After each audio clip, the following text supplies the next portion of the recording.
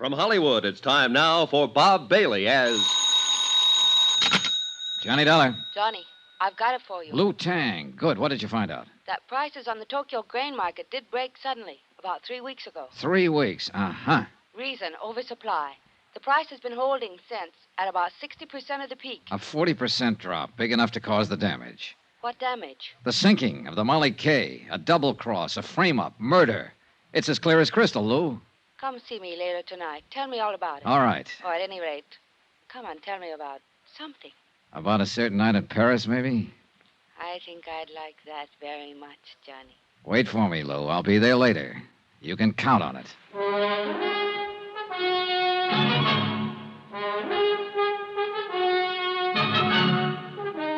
Tonight and every weekday night, Bob Bailey in the transcribed adventures of the man with the action-packed expense account. America's fabulous freelance insurance investigator. Yours truly, Johnny Dollar.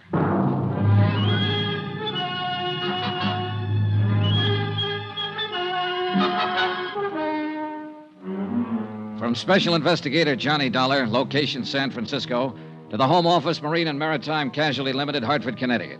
Assignment, the Molly K matter. Expense account, final page.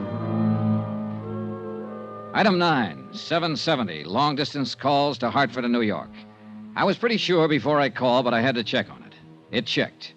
Item 10, 80 cents, taxi from my hotel to the waterfront office of Inspector Dan McKay, Harbor Police.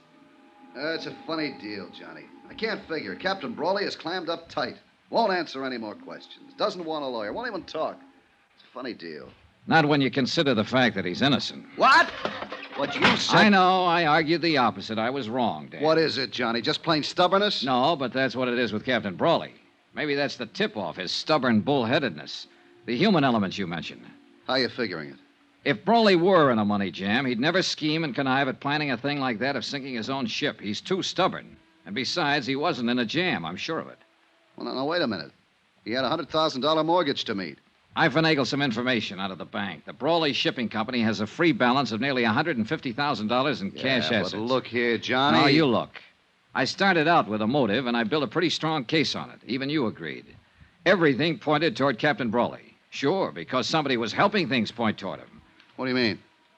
It wasn't just the ship itself that was insured. I'm still lost, Johnny. Keep talking. All right, look. That cargo of grain was also insured. By the owner with another company, not mine. And for top market value, full price. Yeah, well, keep talking. All right. The Tokyo grain market broke just 4 days before the Molly K was due to sail the first time. The shipper stood to lose nearly half his investment if the grain reached Yokohama at that time. Well, it didn't reach there. It's lying out there on the bottom of the Pacific. Net result, instead of taking a loss because of price, the shipper gets full price from the insurance company. It adds up, Dan. Yeah, it sure does. The shipper. I think Captain Brawley suspected him, too. That's what kept the old captain on the prod. His ship gone, under suspicion for the sinking, yet not wanting to hurt his daughter. He was caught right in the middle. But keep on holding him to make it look like we still think he's the guilty party. Well, it's that girl of his I feel sorry for, Ellen. She's the one caught in the middle. Yeah, I know. And it's going to be rough on her when she finds out. Engaged to a killer who's been using her to smash her own father. Great setup. Yeah.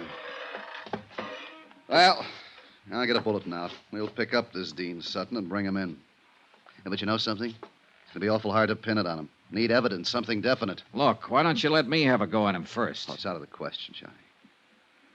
Of course, if you should happen to find him before we do, well... Yeah, I might just do that, Dan. In fact, I've kind of got a hunch I will. It was a hunch, but it might be a good one. I left Dan's office and walked east along the waterfront, following the long curve of the Embarcadero with its miles of docks and wharves. The night had settled down over the bay and the city, and with it a dark, damp blanket of fog, even heavier than the night before. And because of that and other reasons, I felt cold and lonesome and alone.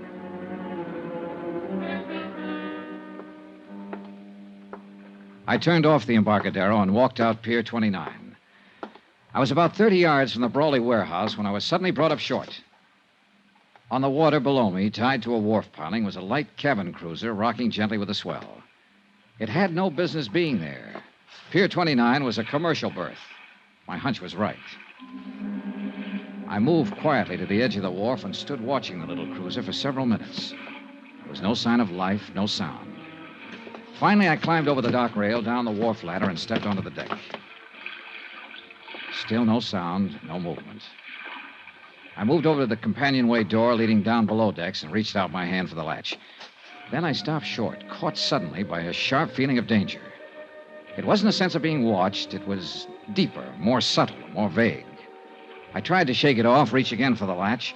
Then the boat shifted slightly, and the dim glow from the wharf light overhead moved across the hatchway door.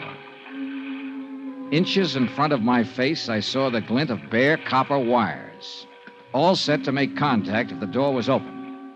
One more move, and I'd have been blown sky high. That boat was booby-trapped. There was a light burning in the office of the Brawley Shipping Company. I knocked on the door, drew my gun, then I stepped back and waited.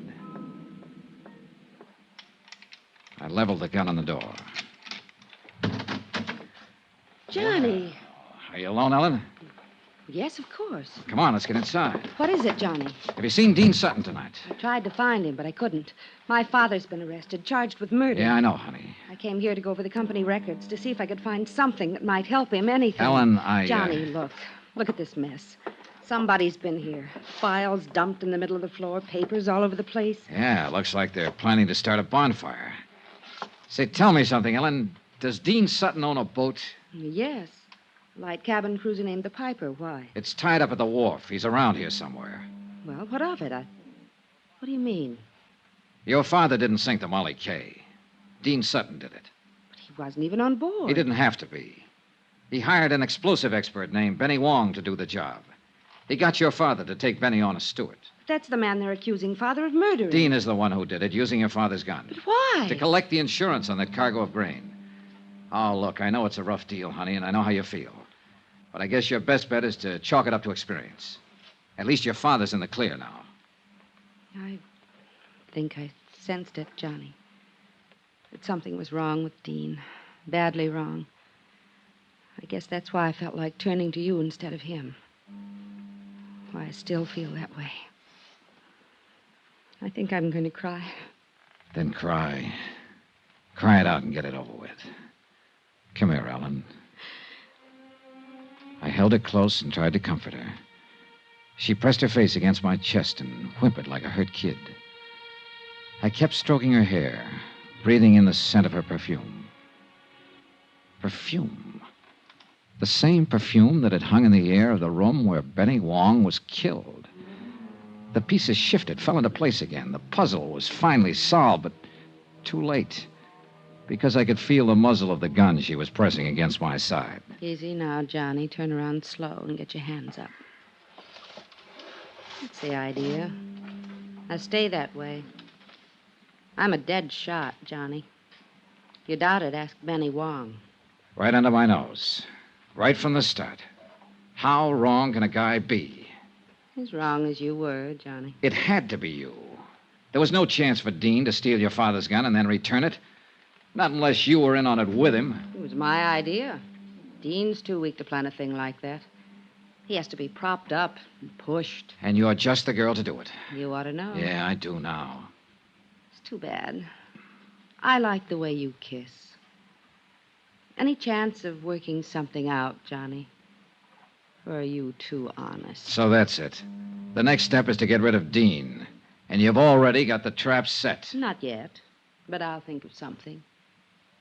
I'm clever, Johnny. Don't you think so? I heard footsteps coming along the wharf. Dean Sutton. I had only seconds to think of something, so I took a chance, edged back against the wall, inched over closer to the door. That's far enough. Don't push your luck. There's Dean coming now. He went after some gasoline. We're going to build a nice warm fire, and you're going to have a ringside seat. Come on in, Dean. We've got a visitor. Dollar. What do you know? So you walked right into it. Just like a The cop. chance paid off. He walked between us, blocked Ellen's line of fire, and I jumped him. I grabbed him around the neck, held him as a shield, dragged him back out through the door, out to the wharf. Dean! Break loose! Let me get a shot at I was trying to get clear of the light before Ellen could blast me with that gun, and I made it. But Dean broke loose, came in me swinging. He slipped and staggered up against the dock rail. The railing broke, split in two, and we went over the side. We struggled back up to the surface. Dean's hands were clenched on my throat, and I couldn't break his grip. Ellen started firing from the wharf above us, not knowing who she'd hit and not caring. I took a deep breath and dragged Dean under the surface. But his hands were still on my throat, and I couldn't break loose. My lungs were bursting. My strength was going fast. I brought up my knee. He fell away from me. I was free to fight my way back up to the surface. I swam around in circles, getting my breath, watching for Dean, but he didn't come up. He didn't come up for 2 days.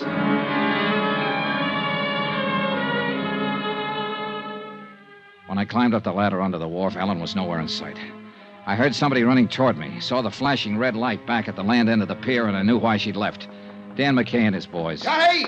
Johnny! Hey, over here, Dan. Are you all right, Johnny? Yeah, I'm all right. Do you see Ellen Brawley? Well, some girl ran up the wharf there toward that cruiser. That boat's got a booby trap on it. Come on, Dan. All right. What's she doing here? She was in on it, too. Dean's in the water, drowned, I guess. Look, there she is, climbing down off the wharf. Ellen, stop. She's on the cruiser. No. Ellen! She's gonna try... Look out! Get down. Flat on your face. If she opens that hatch...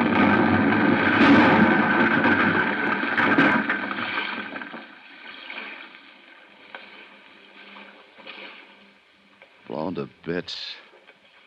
Booby trap. They had it rigged for me, and she... No. She didn't know about it. That wasn't meant for me. They were both pulling a double cross. Dean set that trap for her. End of expense account, except hotel and plane fare back home. Total $547.60. Well, it looks like the company pays off on this one, Dave. The ship owner was innocent. But you'll make it back. I really feel sorry for Captain Brawley.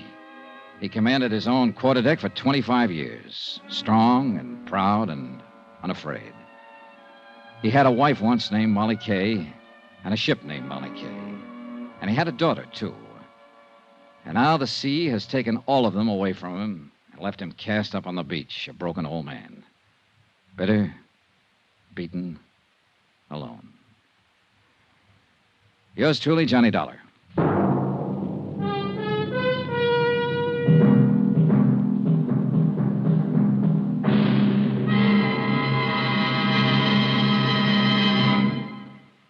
Now, here's our star, Bob Bailey, to tell you about next week's story. Thanks. Next week, the case of a man who didn't exist, except for one thing.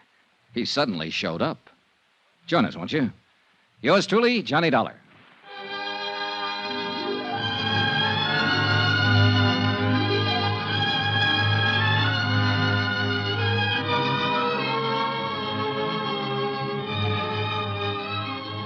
Yours truly, Johnny Dollar, is transcribed in Hollywood. Written by Les Crutchfield, the entire production is under the direction of Jack Johnstone. Heard in this week's cast were Virginia Gregg, Peter Leeds, Barney Phillips, Victor Perrin, James McCallion, and Hy Averback.